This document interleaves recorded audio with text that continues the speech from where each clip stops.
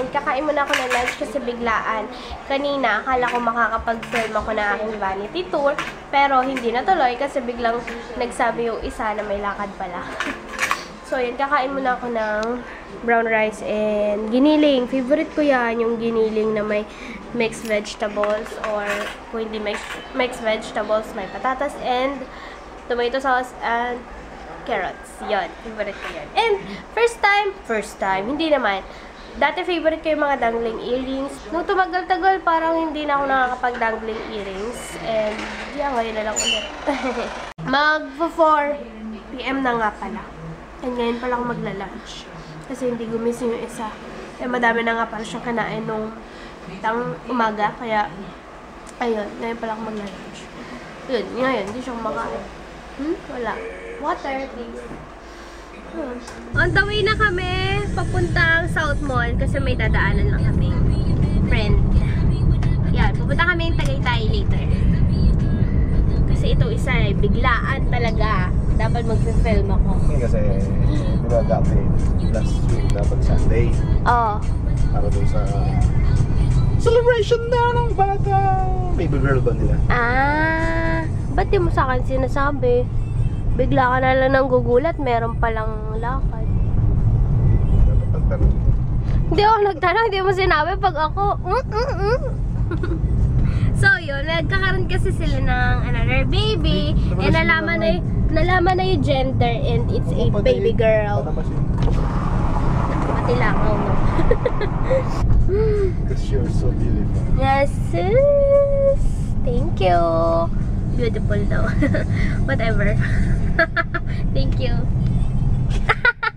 Hi, Mamoy.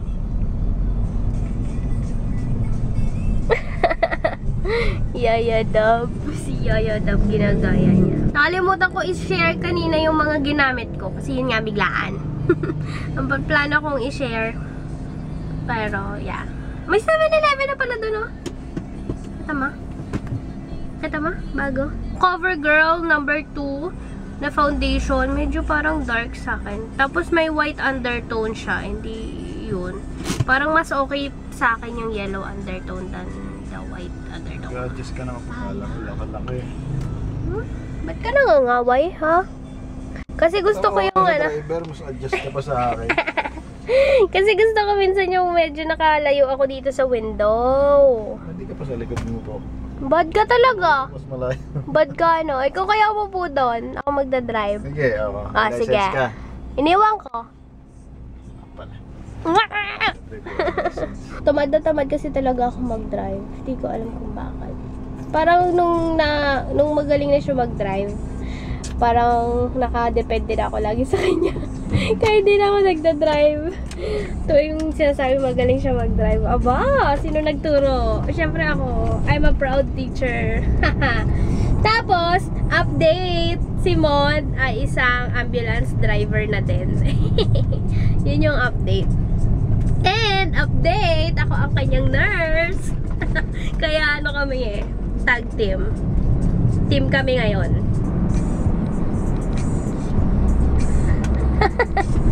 Yung owner yan. Ah, siya ba? Magbuwayin.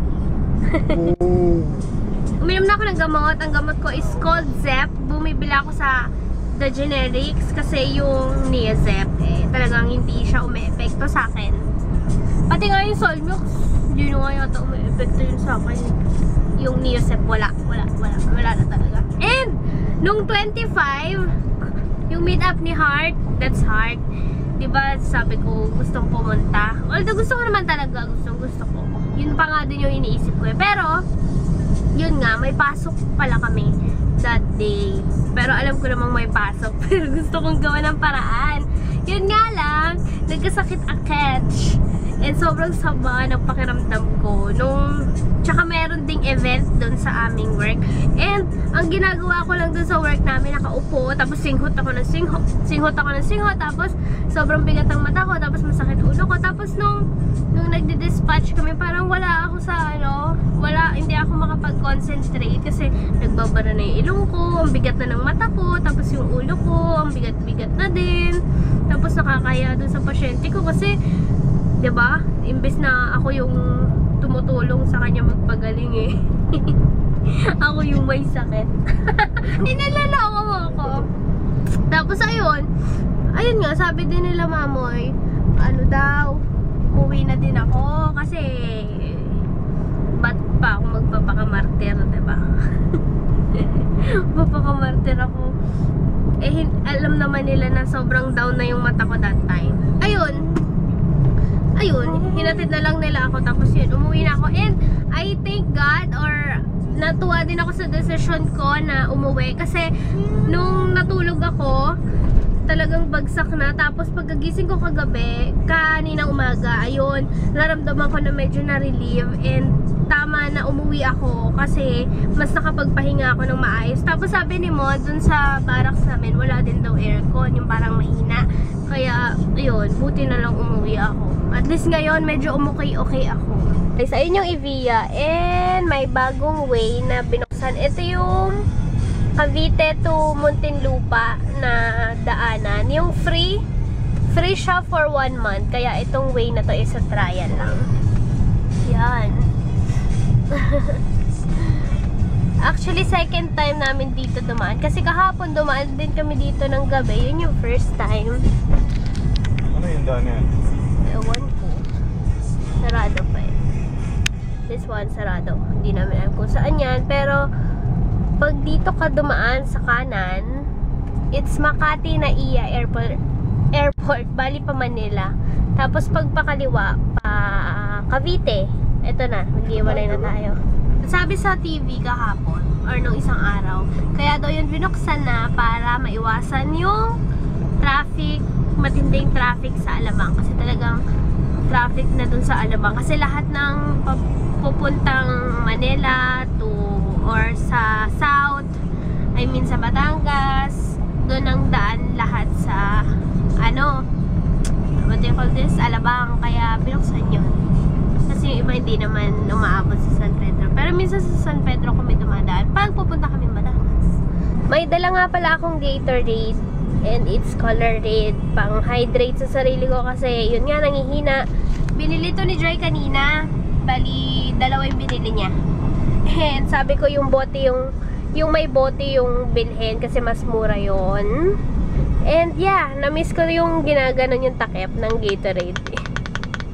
Ginagawa mo din yun? Yung pinapatunog? Ginagawa nyo na. Tangka! Sa likod! Sa likod! Nandito kami sa gilid. Ano na? Lapit na! Lapit ka! Hindi, punta kami dyan sa likod. First time ko makapunta dito sa bandang likod ng South Mall. Kasi diba nabago na siya. Na-renovate. Ayan. Medyo malaki na siya.